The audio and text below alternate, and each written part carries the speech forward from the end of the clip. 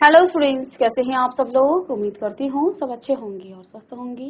मैं Meena Rana ICT virtual class में आपका स्वागत करती हूँ। स्टूडेंट्स, हम पढ़ रहे हैं क्लास 9 की हिंदी और यहाँ क्षितिज भाग 1 से हमने प्रीवियस लेक्चर में एक कविता पढ़ी थी, ग्रामश्री। ये कविता लिखी है सुमित्रा नंदन पंत जी ने। तो इस कविता के माध्यम से वो गांव और शहर में क्या विभिन्नता है और गांव की जो सौंदर्य है, गांव का जो सौंदर्य है, प्राकृतिक सौंदर्य, उसका यहाँ पर उन्होंने बखान किया है, वर्णन किया है कि जो चारों तरफ हरी भरी जो खेती होती है, उसके बाद खेती के बाद उस खेती में जो फली आती है, उन सब का वर्णन उन्होंने इस कविता के माध्यम से हमें बताया है। तो गांव का माहौल तो आप सभी बच्चे जानते हैं, क्योंकि सभी बच्चे लगभग गांव से ही बिलोंग करते हैं। और गांव में जब आप देखते हैं खेती उगाई जाती है, खेती की जाती है और हरियाली चारों तरफ फैली होती है। तो इस कविता को हम वैसे तो प्रीवियस लेक्चर में पढ़ चुके हैं, लेकिन अब किस तरीके से कविता को लिखेंगे ये हम आज की क्लास में आपको बताएंगे। तो आइए कविता की पहली कुछ पंक्तियों को पढ़ते हैं, फिर उसके कुछ कठिन शब्द अर्थ लिखेंगे, फिर भावार्थ जानेंगे। ठीक है, तो चलिए कविता की पहली पंक्तियों में कवि कहते हैं, फैली खेतों में दूर तलक मखमल की कोमल हरियाली, लिपटी जिससे रवि की किरणें चांदी की सी उजली जाली, तिनकों के हरे हरे तन पर हिल हरित रुधिर है रहा, झलक श्यामल भूतल पर झुका हुआ नभ का चिर निर्मल नील फलक। तो इन पंक्तियों को आप कैसे लिखेंगे? या तो आप पंक्तियों को लिख लीजिएगा, फैली खेतों में दूर तलक मखमल की कोमल हरियाली, लिपटी जिससे रवि की किरणें चांदी की सी उजली जाली, तिनकों की हरे हरे तन पर हिल हरित रुधिर रहा, झलक श्यामल भूतल पर झुका हुआ नभ का चिर निर्मल नील फलक। तो आप या तो कविता की पंक्तियों को लिखें या फिर आप इस तरह से लिखेंगे। पहले आपको लिखना है फैली खेती, फैली खेतों, और डॉट डैश डैश करके आप नीचे लास्ट में लिखेंगे नील फलक। ठीक है, और या फिर बाकी कविता तो आपकी बुक में है ही। चलिए, तो अब इनमें कुछ कठिन शब्दार्थ हैं, इनको आप लिख लीजिएगा। पहले तलक का अर्थ है तक, रवि अर्थात सूर्य, उजली यानी साफ स्वच्छ, तन यानी शरीर, हिल अर्थात हिलना, हरित यानी कि हरा, रुधिर अर्थात खून, झलक झलकना या गिरना, श्यामल यानी कि सांवले। जल्दी से इनको लिख लीजिएगा। श्यामल अर्थात सांवली, भू अर्थात भूमि या मिट्टी, नभ अर्थात आकाश, चिर हमेशा, निर्मल साफ, नील यानी कि नीला, फलक अर्थात सतह। चलिए, अब इन पंक्तियों की आप व्याख्या, तो एक बार देखिए, हम कविता की लाइनों से ही फिर आप किस प्रकार से लिखेंगे इसको हम यहाँ पर कवि कहते हैं, फैली खेतों में दूर तलक, जब चारों तरफ हरियाली फैली होती है खेतों में, फैली खेतों में दूर तलक यानी दूर तक, मखमल की कोमल हरियाली, वो जो कोमल सी हरियाली, ऐसा प्रतीत होता है जैसे कि मखमल की उस पर जो है चादर बिछी हो, लिपटी जिससे रवि की किरणें, और ऊपर से जब प्रभात काल में सुबह सुबह जब सूर्य की किरणें उस हरियाली के ऊपर क्या होती है, पड़ती है, चांदी की सी उजली जाली, ऐसा प्रतीत होता है कि चांदी की एक जाली उसके ऊपर बिछी हुई हो। कवि सुमित्रा नंदन पंत जी कहते हैं कि खेतों में जब चारों तरफ हरियाली, दूर दूर तक जो है हरियाली फैली होती है, मखमल की कोमल हरियाली, मखमल जैसी कोमल हरियाली जब फैली होती है, लिपटी जिससे रवि की किरणें, और ऊपर से जब सूर्य की किरणें उस पर पड़ती हैं, चांदी की सी उजली जाली, ऐसा प्रतीत होता है मानो कि उसके ऊपर जो है चांदी की जाली बिछा दी गई हो। तिनकों के हरे तन पर, और देखो उन तिनकों के हरे तन पर सुबह सुबह आप देखते हैं जब सर्दी का मौसम होता है उस समय जो है प्रभात काल में बहुत ही सुंदर धूप आती है और ओस की बूंद जो है उन छोटे छोटे तिनकों के ऊपर गिरी पड़ती है। तो उन तिनकों के हरे तन पर हिल हरित रुधिर है रहा छलक।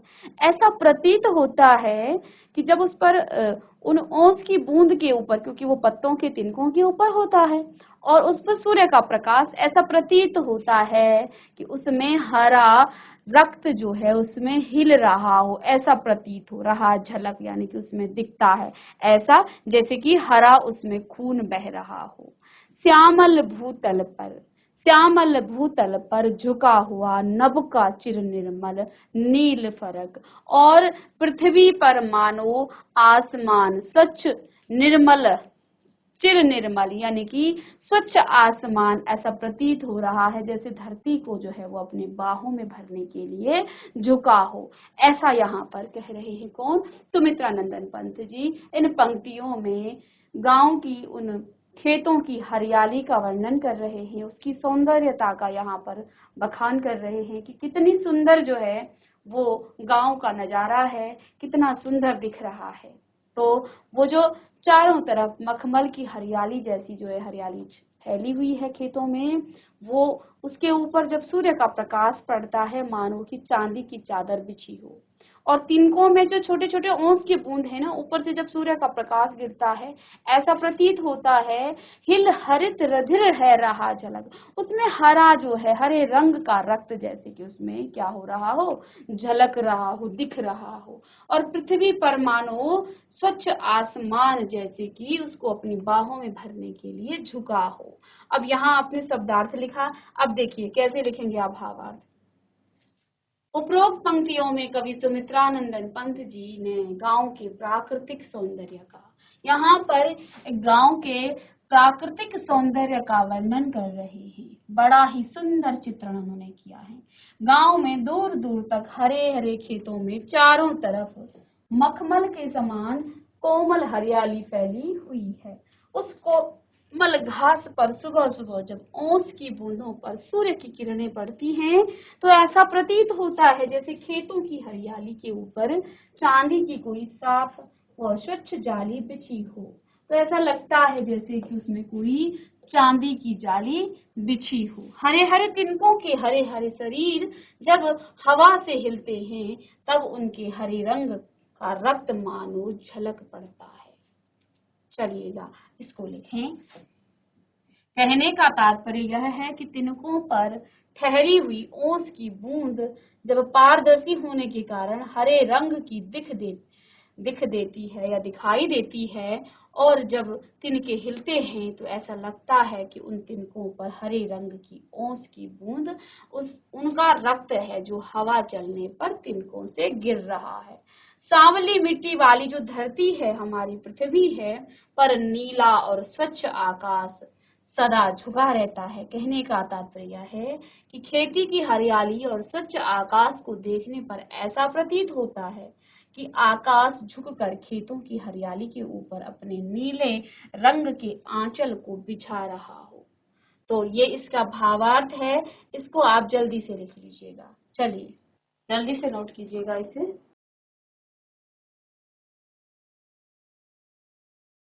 आगे की पंक्तियों में कवि कहते हैं, चलिए जो दूसरा पद्यांश है उसमें क्या कहा गया है, कहते हैं रोमांचित सी लगती वसुधा आई जोगी हूं मैं वाली। अब देखिए पहले जब खेती होती है ना तो पहले हरियाली होती है, लेकिन बाद में वही खेती जब परिपक्व हो जाती है तो देखो हमारी जो गेहूं होंगे या जो भी अरहर होगा, सनई होगी, उन सब में बालियां आने लग जाती हैं। अब उसी का यहाँ पर वर्णन किया गया है कि जब हरियाली के बाद उस खेती में क्या आती है, बाली आती है। क्या कहते हैं, रोमांचित सी लगती वसुधा आई जो गेहूं में बाली, अरहर सनई की सोने की किंकणियां हैं शोभाशाली, उड़ती भीनी तैलाक्त गंध फूली सरसों पीली पीली, लो हरित धरा से झांक रही नीलम की कली तीसी नीली। तो यहाँ पर अब जो है जब फसल में बालियां आने लग जाती हैं तो उसका वर्णन किया गया है कि इस सुंदर सा धरती का ये जो खेती है, इसका सौंदर्य, इसका प्राकृतिक सौंदर्य जो है, उसका वर्णन करने के बाद आगे कवि कहते हैं, रोमांचित सी लगती वसुधा आई जो गेहूं में बाली, अरहर सने की सोने की किंकणियां हैं शोभाशाली, उड़ती भीनी तैलाक्त गंध, फूली सरसों पीली पीली, लो हरित धरा से झांक रही नीलम की कली तीसी नीली। आइए इस पद्यांश के कुछ कठिन शब्दार्थ हम लिख लेते हैं और उसके बाद हम इसके व्याख्या पर जाएंगे। तो लिखिएगा शब्दार्थ। इसमें आप लिखेंगे पहला वसुधा। वसुधा होता है धन देने वाला। बाली अर्थात फली या फसल। बाली, फली, फसल। तनई एक पौधा जिसकी छाल से, रेशे से, इसके छाल के रेशे से रस्सी बनाई जाती है। आप तो जानते ही हैं, गांव में जो है सभी बच्चे जानते हैं। इसको पहले इनकी लकड़ियों को जो है पानी में भिगोया जाता है, फिर उसको जो है पत्थर में बहुत जोर जोर से उसे मार करके फिर उसकी छाल निकलती है। तो एक प्रकार का ये पौधा है जिससे हम रस्सी बनाते हैं और फिर उन रेशों से जो उसकी छाल होती है उसको धोया जाता है। नदी के किनारे ही इसको जो है पानी में रखा जाता है, फिर इसको धो धा करके और फिर उसे सुखा करके इससे रस्सी बनाई जाती है।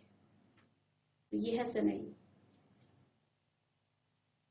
किंकणी एक ऐसी करधनी जिसमें छोटे छोटे घुंघरू लगे रहते हों। अब आपने देखा होगा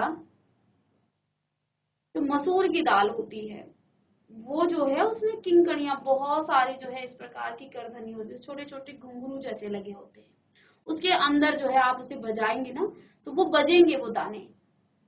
तो एक प्रकार से जो है वो फली ही होती है, लेकिन वो जो है इसमें छोटे छोटे मानव की कोई घुंघरू लगे हो, बड़े प्यारे लगते हैं वो।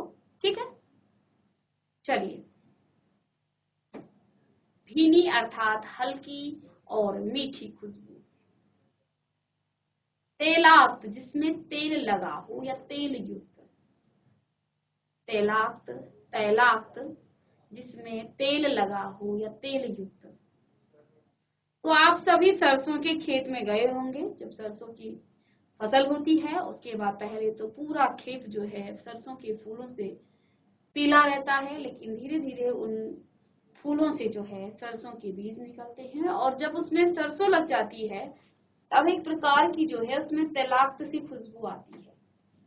ठीक है। हरित अर्थात हरा, धरा यानी कि पृथ्वी, धरती या जमीन। धरा, पृथ्वी, धरती या जमीन। चलें जल्दी से इन शब्दार्थों को लिख लेंगे आप। नीलम एक प्रकार का रत्न और तीसी ये होता है अलसी। तीसी अर्थात अलसी। तो धरा यानी कि पृथ्वी, धरती, जमीन। नीलम एक प्रकार का रत्न, तीसी, अलसी। चलिए अब आगे यहाँ कवि क्या कहते हैं ये इस व्याख्या में हम जान लेते हैं। तो इसमें कवि कहते हैं कि धरती बहुत अधिक प्रसन्न लग रही है। ठीक है, धरती बहुत अधिक प्रसन्न लग रही है क्योंकि खेतों में जौ और गेहूं की फसल में बीज आ गए हैं। क्यों धरती खुश लग रही है? क्योंकि खेतों में जौ और गेहूं की फसल में बीज आ गए हैं। जब चारों तरफ हरियाली छा जाती है, जब आप खेती करते हैं, चाहे वो गेहूं की हो, अरहर की हो, जौ की हो, शुरुआत में चारों तरफ जौ की हो, चारों तरफ हरा भरा दिखता है और धीरे धीरे जो है वही हरापन अब जो है उसमें फली आने लग जाती है। तो अब धरती जो है और अधिक प्रसन्न लग रही है क्योंकि खेतों में जौ और गेहूं की फसल में बीज आ गए हैं, अर्थात जौ और गेहूं की फसल अब पक गई है और इनके साथ अरहर और सनई की पकी फसलों पर पीले रंग के फूल जो है किसी सोने की करधनी जैसे लग रही है। तो आप देखते होंगे अरहर और सनई की जो पकी हुई फसलों पर जो है पीले रंग के फूल कैसे लगते हैं, मानो कि सोने की करधनी जैसे लग रहे हैं, जिन्हें देखकर ऐसा प्रतीत होता है जैसे धरती रूपी युवती ने कमर में करधनी पहनी हुई हो, जिसके कारण उसकी सुंदरता और अधिक बढ़ रही है। तो ये जो अरहर और सनई की जो पकी फसलों के जो करधनी है वो ऐसा प्रतीत होता है कि मानो धरती रूपी कोई युवती, धरती को यहाँ एक युवती का रूप दिया है, धरती रूपी कोई युवती ने कमर में करधनी पहन ली हो और इस करधनी को पहनने के कारण उसकी सुंदरता और अधिक बढ़ रही है। सरसों के पीले फूलों के खिल जाने से हवा में, और जब सरसों के पीले फूल जो हैं क्या हो जाते हैं, खिल जाते हैं, तो हवा में तेल युक्त जो है एक गंध आती है, एक सुगंध आती है। ठीक है, हरे खेतों में कहीं कहीं खिले अलसी के नीले फूल नीलम रूपी रत्न के समान चमक रहे हैं। कहने का यहाँ तात्पर्य क्या है कवि का, कि खेतों में गेहूं, जौ की बालियां, अरहर और सनई की फलियां, सरसों के पीले फूल एवं अलसी की जो कलियां हैं वो धरती का सौंदर्य बढ़ा रही है, वो सभी जो हैं धरती का सौंदर्य बढ़ा रहे हैं। यहाँ पर कवि ने वर्णन किया है जब फसलों में बीज आने लग जाते हैं तो उसका यहाँ सुंदर तरीके से वर्णन किया है कवि ने कि जब गेहूं और जौ की फसल में बीज आ जाते हैं वो पक जाती है, अरहर और सनई की पकी फसलों में पीले फूल ऐसे लगते हैं मानो किसी युवती ने, जैसे धरती रूपी युवती ने कमर में करधनी पहन ली हो, जिसके कारण उस धरती का सौंदर्य, उसकी सुंदरता और अधिक बढ़ रही है। और जब सरसों के पीले फूलों के खिल जाते हैं तो हवा में तेल युक्त एक सुगंध बह रही होती है। हरे खेतों में कहीं कहीं खिले जो अलसी के नीले फूल मानो नीलम रूपी रत्न के समान चमक रहे हैं। यहाँ पर कई जगहों पर रूपक अलंकार का प्रयोग किया गया है जो हरी भरी धरती की सुंदरता को बढ़ाने का काम कर रहे हैं। कहने का तात्पर्य ये है कि खेतों में जो गेहूं है, जो जौ है और जौ की जो बालियां हैं, अरहर और सनई की जो फलियां हैं, सरसों के जो पीले फूल हैं और अलसी की जो कलियां हैं, वो सभी मिल करके धरती का सौंदर्य बढ़ा रही है। ठीक है, तो यहाँ जब फसल पक जाती है तो उससे जो है धरती और जो है प्रसन्न हो जाती है, वो उसका सौंदर्य जो है और बढ़ जाता है, चार चांद लग जाते हैं। ठीक है, तो ये था ग्रामश्री कविता के 2 पद्यांश। आगे के पद्यांश को हम नेक्स्ट लेक्चर में डिस्कस करेंगे, तो मिलते हैं नेक्स्ट लेक्चर में। तब तक के लिए थैंक यू।